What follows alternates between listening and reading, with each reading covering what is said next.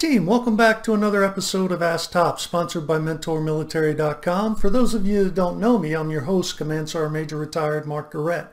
And today we're going to discuss how to prepare a formal complaint against your commanding officer. It's called an Article 138 Request for Redress. I've attached a flowchart of the process in the description below. Just click the link. At some point in the future, I will go ahead and prepare a guide and put a link to the guide in the description below. So for right now, let's go ahead and get into the presentation.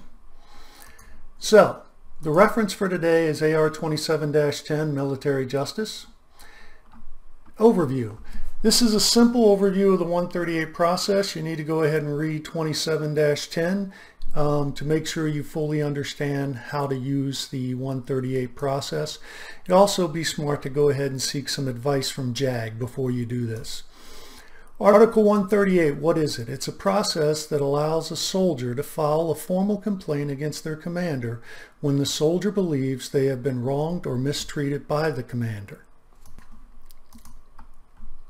Okay, this is not to be taken lightly. It's a serious and formal process with second and third order consequences. Make sure you understand what you're doing and why you're doing it. Think through the unintended consequences of your action before proceeding. What cannot be filed under Article 138? Any action that has a formal process of appeal or redress cannot be considered under Article 15 or under Article 138. You cannot request an Article 138 for actions like Article 15s or evaluation reports, things like that, because they already have a way to appeal and request corrective action or redress. So as I said before, you've got the right to legal assistance from JAG. Make sure you do that. They can help you draft your complaint. So what is the process? First, the soldier must make an initial request in writing and signed to the commander the soldier believes committed the wrong. The complaint must clearly identify the commanding officer.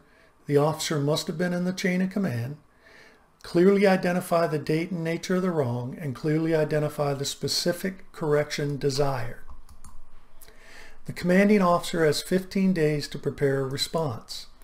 If the response is not possible within 15 days, an interim response will be provided with an estimated date for a final response.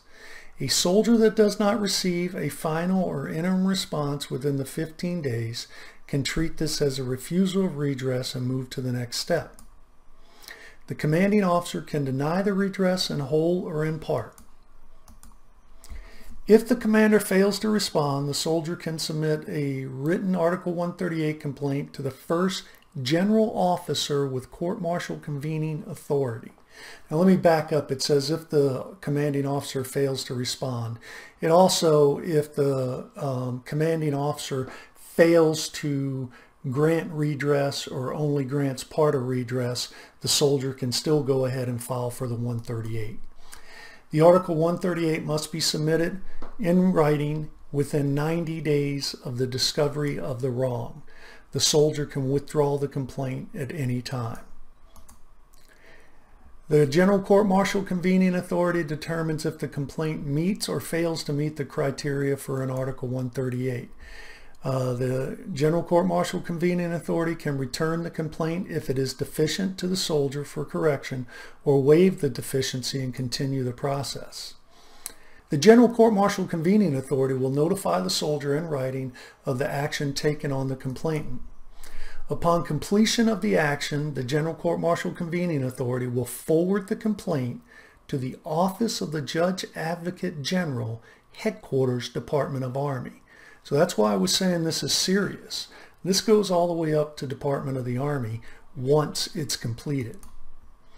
So this is a serious process. Read AR 27-10 before proceeding. Seek guidance from JAG. Understand the unintended consequences of your actions.